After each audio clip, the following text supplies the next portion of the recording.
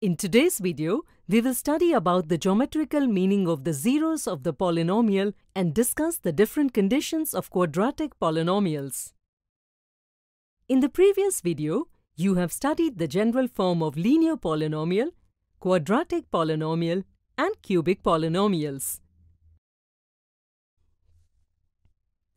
Consider a linear polynomial p of x is equal to ax plus b.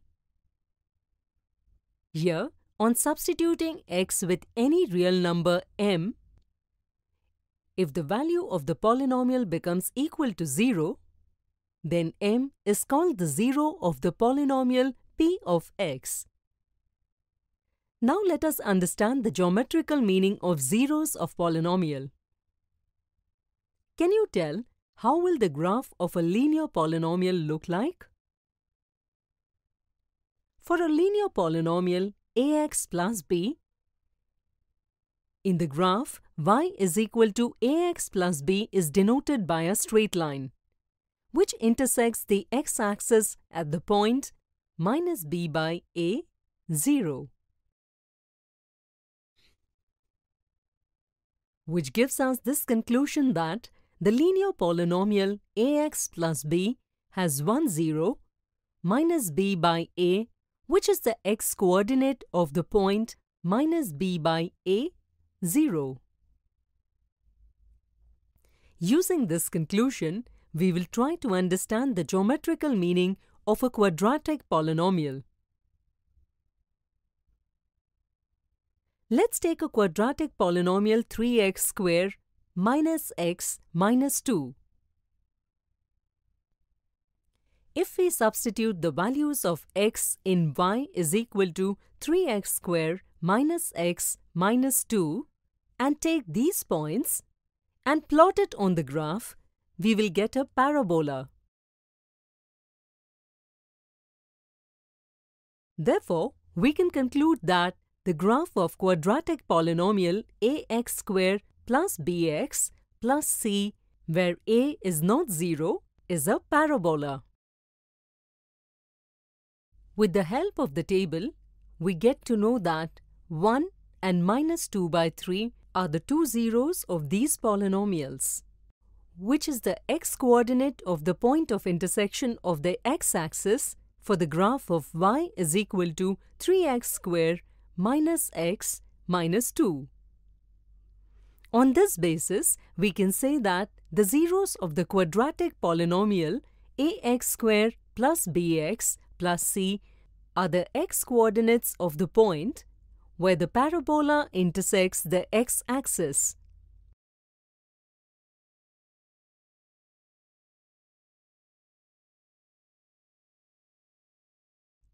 This result is true for all the quadratic equations.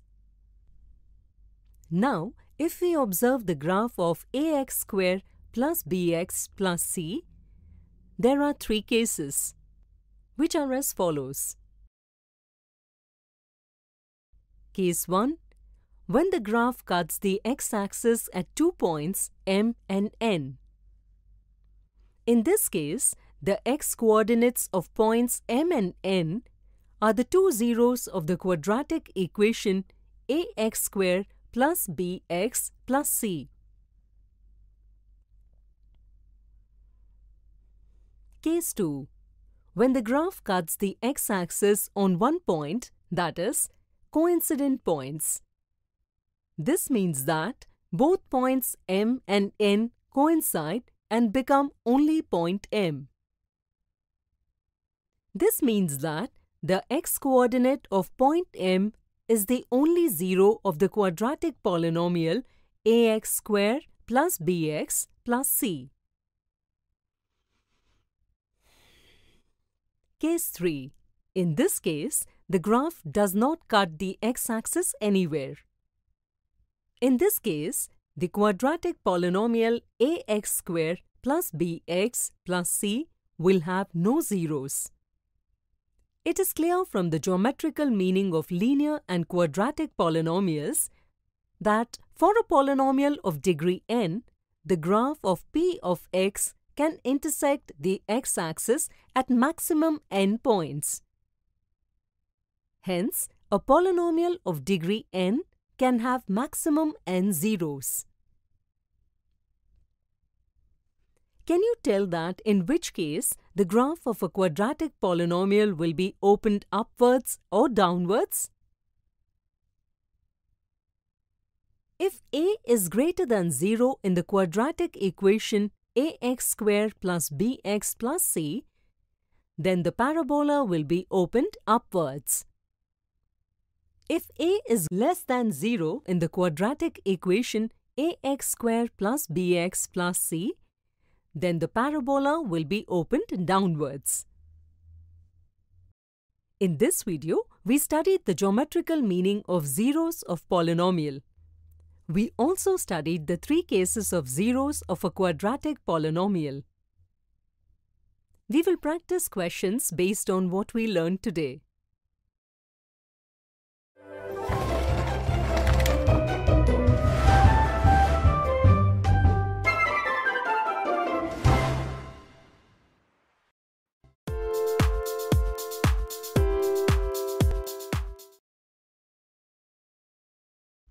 In the previous video, we studied the geometric meaning of zeros of a polynomial.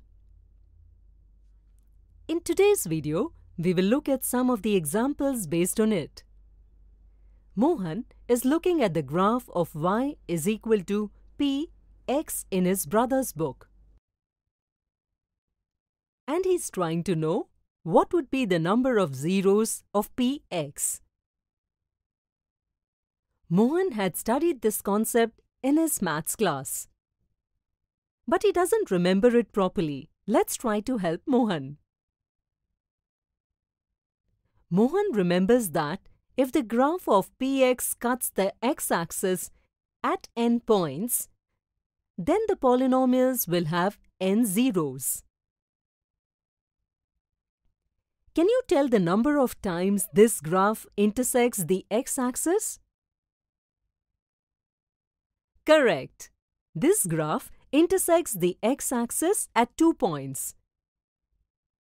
Hence, the number of zeros would also be 2. In the next graph, you can see that the graph doesn't intersect the x-axis anywhere. Hence, the number of zeros in this case will be 0. In this third graph, you can see that it cuts the x-axis 3 times. Hence, the number of zeros will be 3 in this case. Let's look at another example.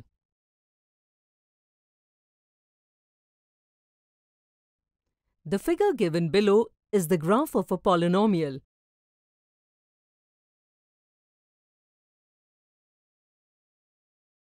With the help of the graph, find out the number of zeros. Here, the graph intersects the x-axis at 2 points. Hence, there will be 2 zeros of this polynomial, -2 and 5. You can verify the result by replacing the zeros in polynomial.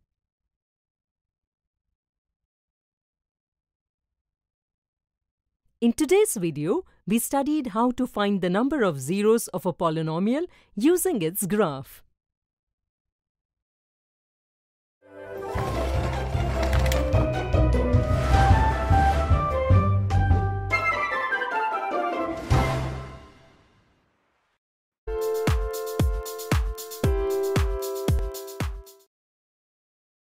Welcome to this video. So far, we have read about the geometric meaning of the zeros of polynomial. Today, we will see how the zeros and coefficients of polynomials are related to each other.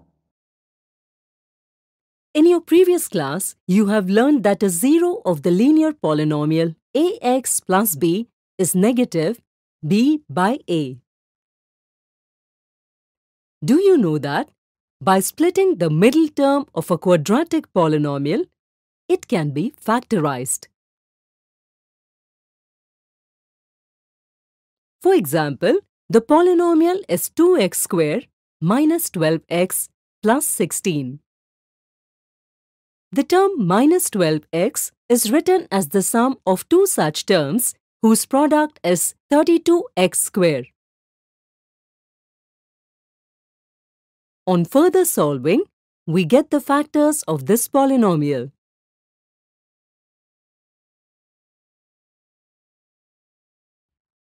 Therefore, for x minus 2 is equal to 0, that is, x is equal to 2, or x minus 4 is equal to 0, that is, x is equal to 4. The value of polynomial will be 0. So, 2 and 4 will be the zeros of this polynomial Px. Do you know that the zeros of polynomial and coefficient are related to each other? Let's see how.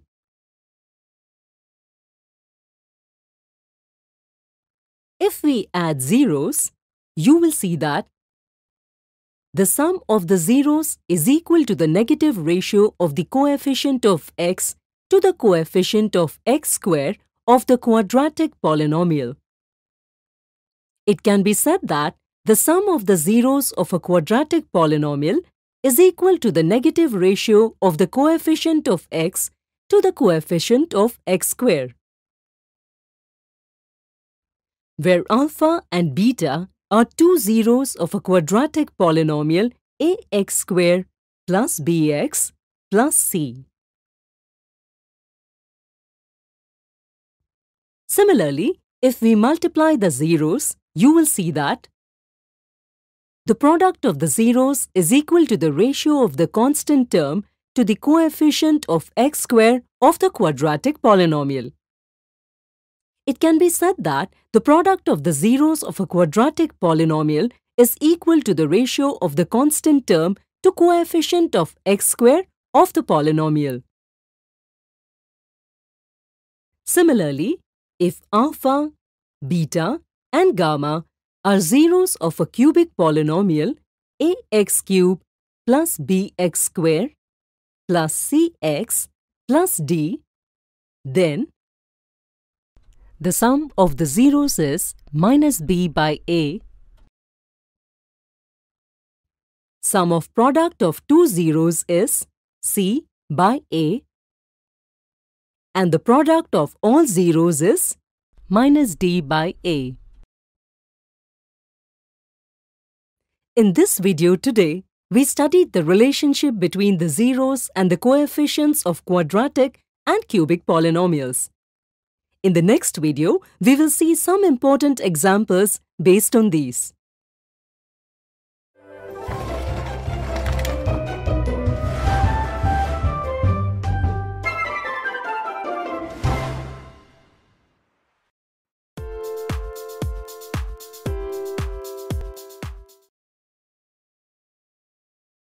In our previous video, we learned how the zeros and coefficients of a polynomial are related to each other. Today, in this video, we will see interesting examples based on this. What will be the sum and product of zeros of a given polynomial 2x square plus x minus 3? Can you say how many zeros this polynomial has? Correct answer, because it is a quadratic polynomial. It can have at most two zeros. Let's assume the polynomial has two zeros alpha and beta. In the previous video, we learned that the sum of the zeros of the quadratic polynomial is the negative ratio of the coefficient of x to the coefficient of x square. Substituting the values of the coefficients of x and x square gives the sum of the zeros as minus 1 by 2. Similarly, we know that the product of the zeros of the quadratic polynomial is the ratio of the constant term of the quadratic polynomial to the coefficient of x square. Substituting the values of the constant term and coefficients of x square gives the product of the zeros as minus 3 by 2. So, in this way, we can find the sum and product of zeros of the given polynomial. Let us see another example. Find a quadratic polynomial whose sum of zeros is -2 by 3 and product of zeros is 4 by 3. Here, the quadratic polynomial is ax square plus bx plus c. We know that the sum of zeros is -b by a and the product of the zeros is c by a. When compared, a is equal to 3, b is equal to 2 and c is equal to 4. Substituting the values of a, b and c, we get a quadratic polynomial 3x square plus 2x plus 4, where we get a quadratic polynomial in which the given conditions are fulfilled. In this video, we saw examples based on the relationship between the zero and the coefficient of polynomial. In the next video, we will see what can be common mistakes while solving these types of questions.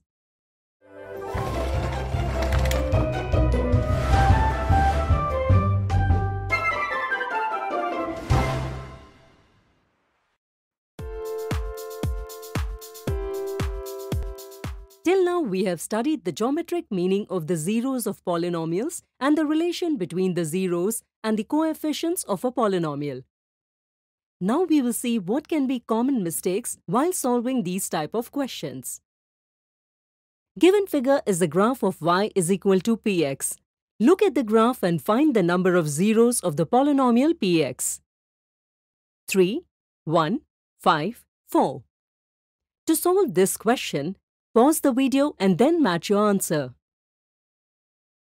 We know that for a polynomial px, the graph of y is equal to px intersects the x-axis at as many points as the number of zeros the polynomial has. If you have chosen the first option, it is a good try. But this is the wrong answer. While counting the points of intersection on x-axis, you forgot the coincident points. Recall that we have studied 3 cases of the zeros of a quadratic polynomial. In one of the cases, the graph intersects the x-axis at only one point, that is, at a coincident point. If you have selected the second option, then too your selection is wrong. You counted the points intersecting the y-axis but not the points intersecting the x-axis in the graph. If you have chosen the third option, that too is not correct. Along with the points of intersection on the x-axis, you have also counted the point of intersection on the y-axis. Recall that the number of zeros of a polynomial is equal to the number of points intersecting the x-axis of the graph of that polynomial. If you have chosen the fourth option, it is the correct answer. Well done! This graph intersects the x-axis at a total of 4 points. So here, the number of zeros of the polynomial px will be 4. Let us now see one more question. If the zeros of a quadratic polynomial x square minus 5x plus 4 are alpha and beta, then what is the product of the zeros of this polynomial? 5 minus 5 minus 4, 4. To solve this question, pause the video and then match your answer. If you have selected the first option, then you have chosen the wrong answer. Your answer is incorrect because you used incorrect formula. You did not use the formula for the product of zeros here. You have used the formulas for their sum. If you have selected the second option, then your selection is incorrect. There are 2 reasons. First, while writing the coefficient of x, you forgot to prefix it with negative sign. Second, instead of using the formula for product of zeros here, you have used the formula to find their sum. If you have selected the third option, then too your selection is not correct. The reason for this is the use of a negative sign in the formula for the product of zeros. If you have selected the fourth option, then your answer is correct.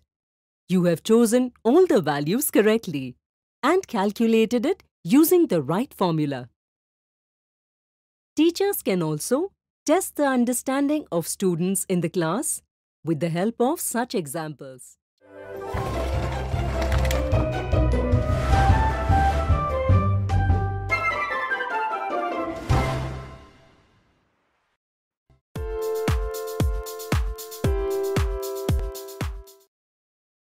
So far, we have learned a lot about polynomials. Moving forward, by the end of this video, we would have learned and understood the division algorithm for polynomials.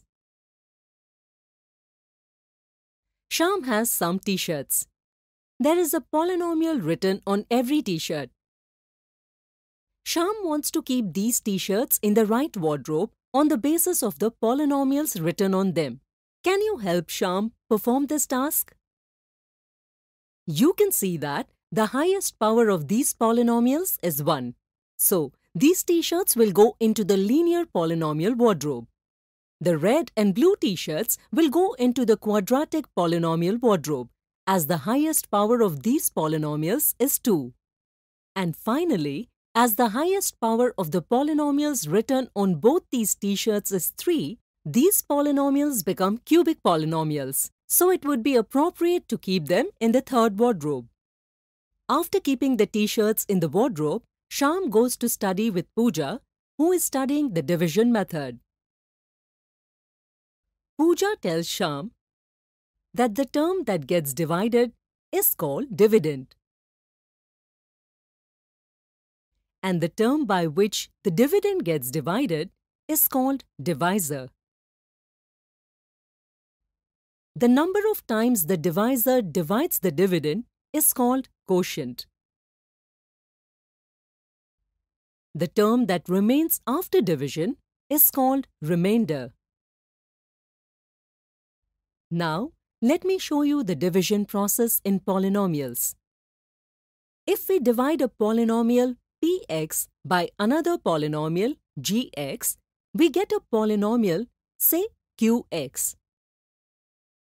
So, let's now look at the method of dividing a polynomial by another polynomial.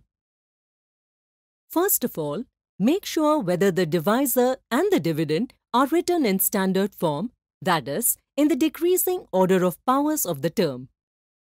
To get the first term of the quotient, divide the term with the highest degree of the dividend, that is x square, by the term with the highest power of the divisor, that is x, which gives the quotient as x.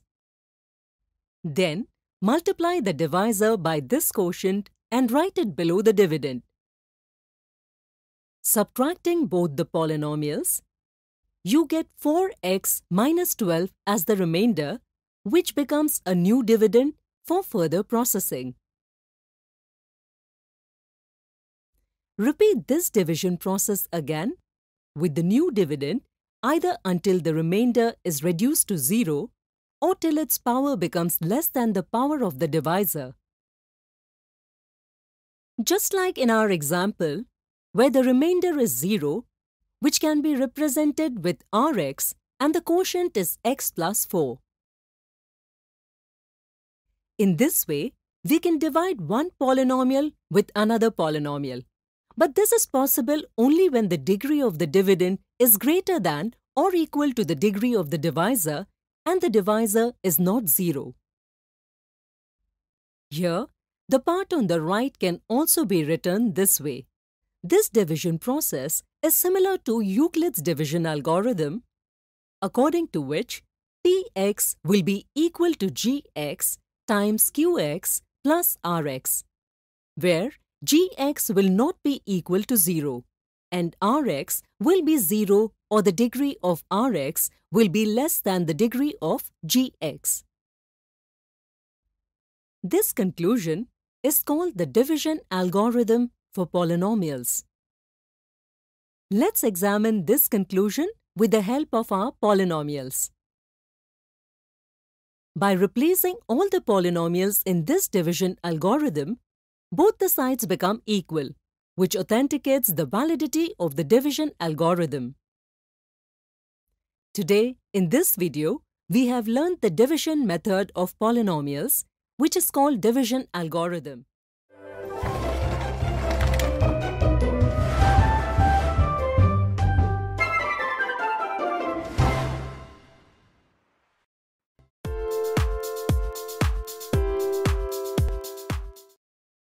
In our previous video, we learned about the division algorithm for polynomials. Today, in this video, we will see some examples based on this. Divide x raised to power 2 plus 2x minus 15 by x minus 3 using division algorithm. In this question, x squared plus 2x minus 15 is the dividend and x minus 3 is the divisor. In the previous video, we saw that to get the first term of the quotient, we divide the term with the highest power of the dividend, that is, x squared, by the highest power of the divisor, that is, x. This will give x, which is the first term of the quotient. Now, multiply the divisor by this quotient and write it below the dividend. Then, subtract the term written below from the dividend so that the remainder is 5x minus 15, which becomes the new dividend for further processing. To get the second term of the quotient, divide the highest power term in the new dividend, that is, 5x by the highest power term of the divisor, x. By doing this, we get the second term of the quotient, 5. Multiplying the divisor by this quotient and subtracting it by writing it below the new dividend will give the remainder 0. You must remember that when the remainder is either 0 or its power becomes less than the power of the divisor, then the division process stops. Hence, the process of dividing ends here. Thus, on dividing x squared plus 2x minus 15 by x minus 3 gives the quotient x plus 5 and the remainder as 0. Do you know that when the division process ends, if the remainder is 0, the divisor is called a factor of that dividend? Let us see another example. In this question, we will divide the first polynomial by the second polynomial and check the correctness of the division algorithm. You can see that the given polynomial, dividend and divisor is not in the standard form. Before starting the division process, write the polynomials in their standard form, that is, decreasing order of powers. Now, let's begin the division process. To get the first term of the quotient, divide the highest degree term of the dividend by the highest degree term of the divisor. Now multiply the divisor by this quotient and write below the dividend. After subtracting, the remainder we get is 8x raised to the power 3 minus 8x raised to the power 2 minus x plus 3. This becomes the new dividend. Repeat the division process with the new dividend, which is 8x cubed minus 8x squared minus x plus 3. Now, perform the division process with the remaining terms, minus 4x squared plus 7x plus 3. Now, the power of the remaining terms, 5x minus 1, is less than the degree of the divisor. Therefore, we cannot proceed with the process of division. After the division process, we get 3x cubed plus 4x minus 2 as the quotient and 5x minus 1 as the remainder. Now, if on multiplying the quotient with the divisor and adding it to the remainder, it becomes equal to the dividend, then the division algorithm is verified. Today in this video, we have seen some examples based on division algorithm. In the following video, we will see what common mistakes can be made while solving these type of questions.